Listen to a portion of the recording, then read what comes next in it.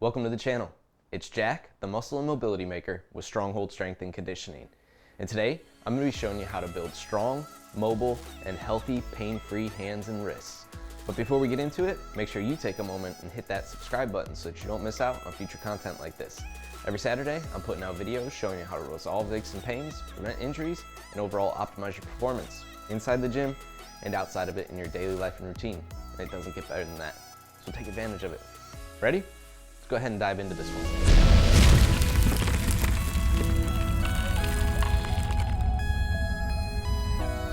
All right, like I said, today I'm gonna be showing you how to build strong, mobile, healthy, pain-free hands and wrists.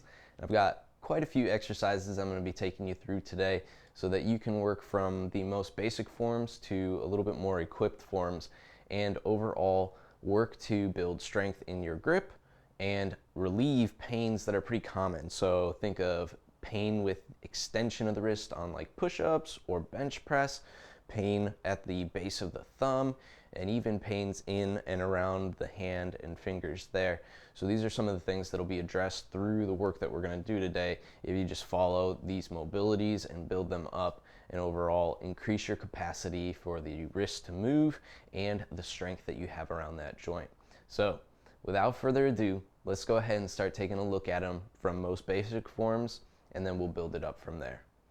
All right, the first thing we're going to start with is the fingers, and this is what I call a Chinese finger trap, mainly because what we're doing is gripping each finger with the other hand nice and firm, and I'm going to wiggle my way out from that trap each time. So what we're providing here is a little bit of traction.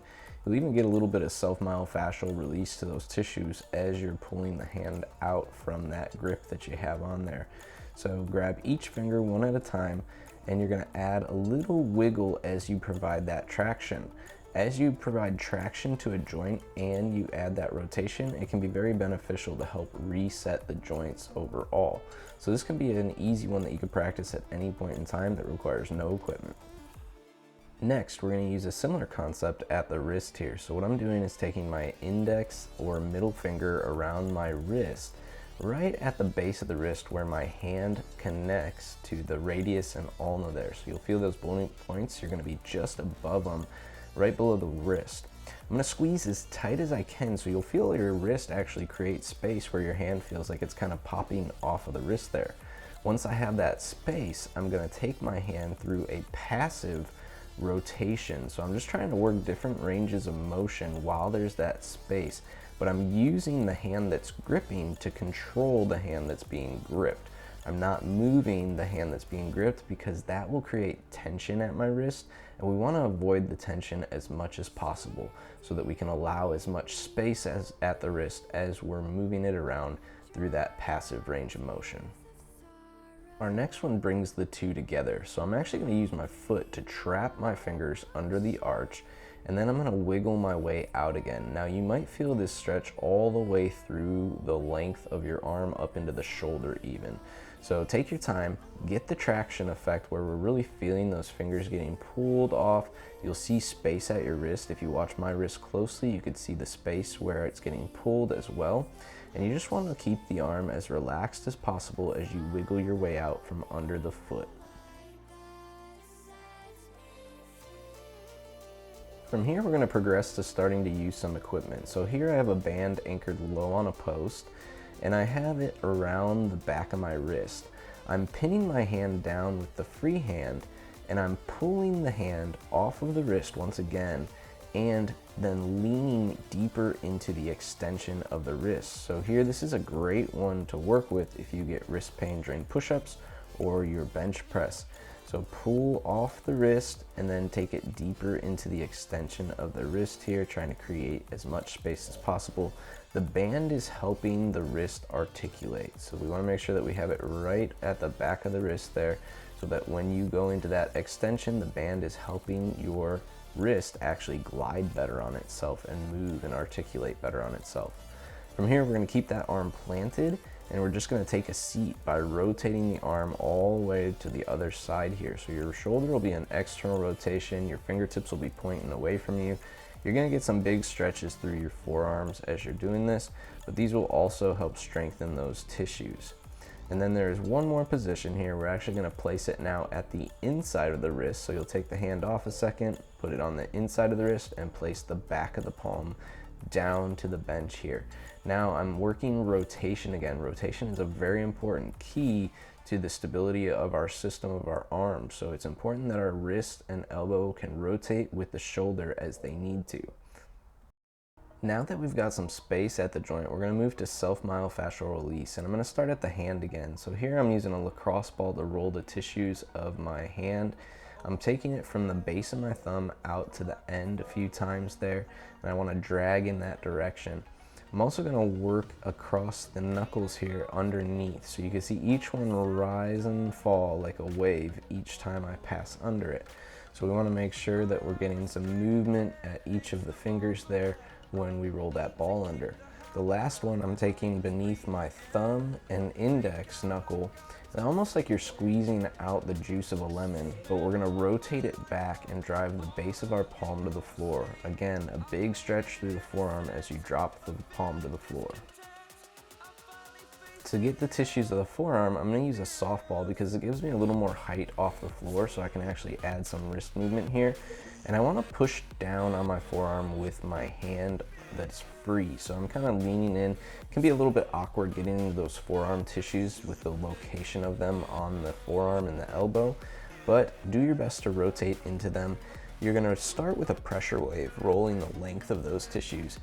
And as you find those tender points, then you want to kind of lean into those, stay over them, and work through movement of the hand and wrist. So you can play with finger movements, you can play with circles of the wrist, anything that's going to engage those tissues and get them to actually get pulled through the pressure of the ball there.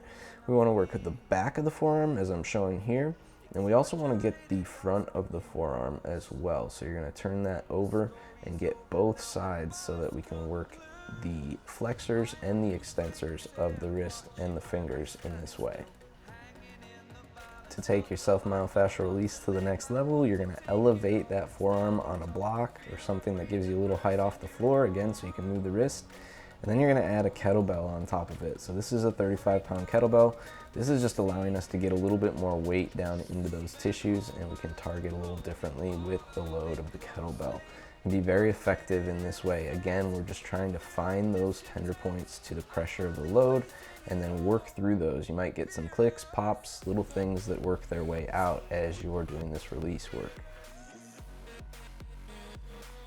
All right, still in the category of self-myofascial release work, but also incorporating blood flow restriction. We're using a tool called mobility floss here. So I have my forearms wrapped from the base of my wrist up to the elbow. I'm going to take them through some different movements. Now the nice thing about floss is it's very movement specific, so if there's challenging movements to you, you can take them through those particular ones and it'll be very helpful in that case. But here I have a set that I do. So I'm going to first of all work over my wrist extension a little bit with the fingers facing forward, leaning over, and then with my shoulders rotated, I'm also going to add a little bend to my elbows as I do this one.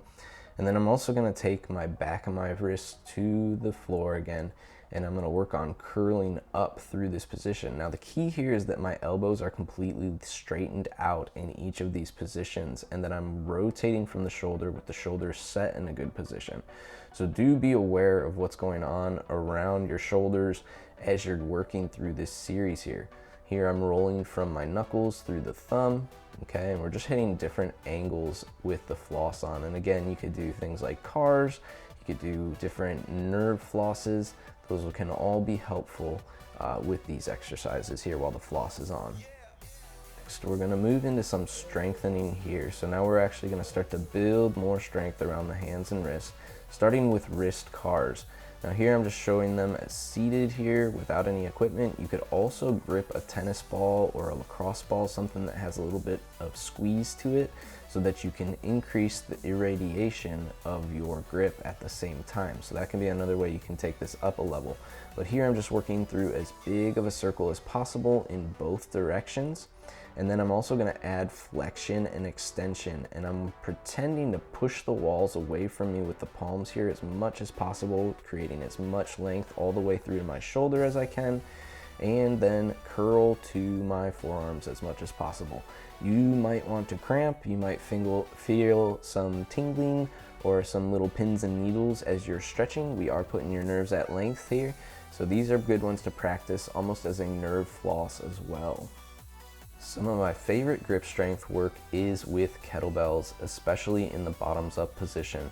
This is called a kettlebell screwdriver. So here I'm working on, again, kettlebell in the bottoms up position, balancing it so that I'm able to keep my wrist in a firm neutral position, controlling the bell, stacking my wrist over my elbow in line with my shoulder, and then I'm adding as much internal and external rotation as I can to the movement here. You can also do floor presses like this, shoulder presses like this, you can perform squats like this, so you can really do anything with that bottoms up position, and it's going to start to really challenge your wrists and your grip overall. Another kettlebell grip I'll use is called the waiter's grip, or a waiter's press here.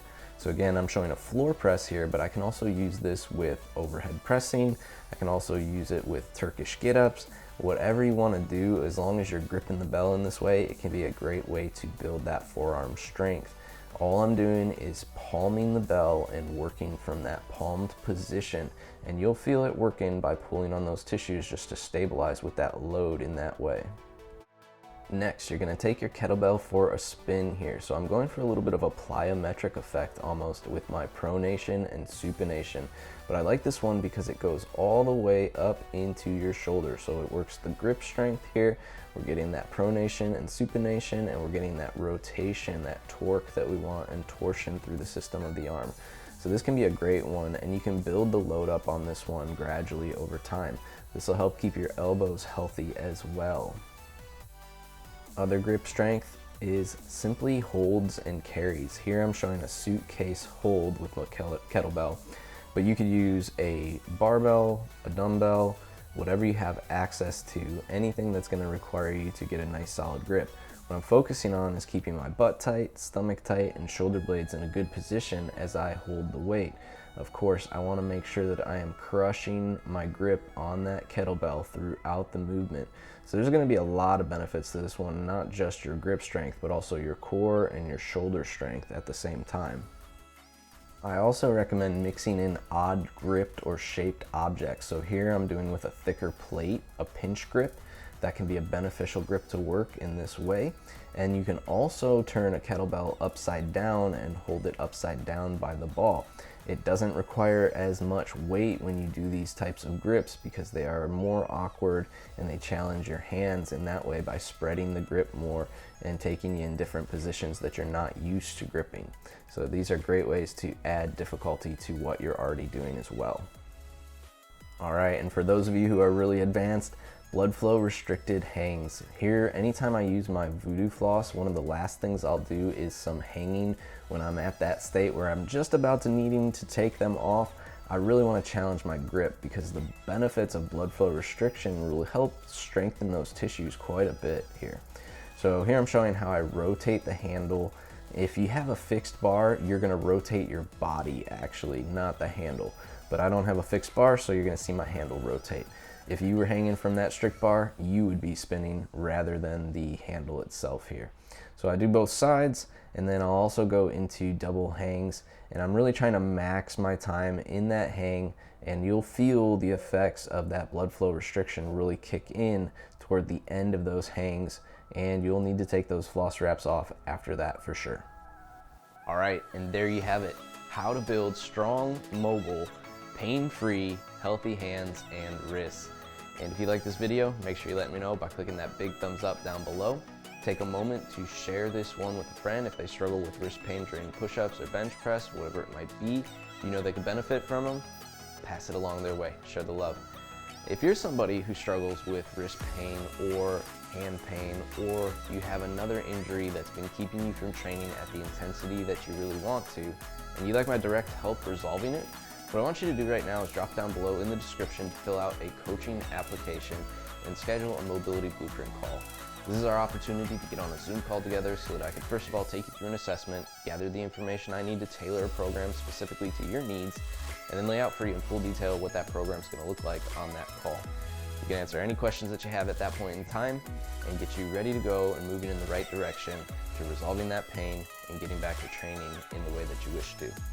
And if that sounds good, take a moment right now, drop down in that description, schedule that call, and let's get you moving in the right direction. Last but not least, if you have not already, make sure you take a moment and hit that subscribe button so that you don't miss out on future content like this.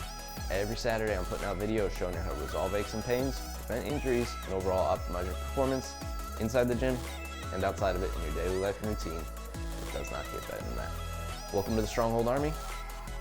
See you next week.